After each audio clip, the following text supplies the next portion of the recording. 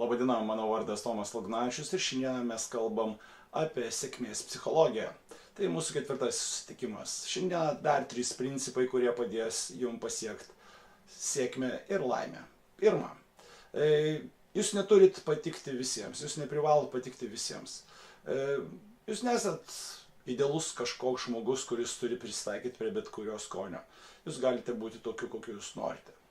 Pabandykite apie tai pagalvoti ir nesistengkite visiems įtikti.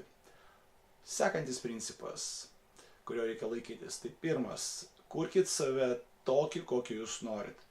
Nesiderinkit prie kitų, nebandykit būti į kažką tai labai panašus, bet stenkitės sukurti savo aš.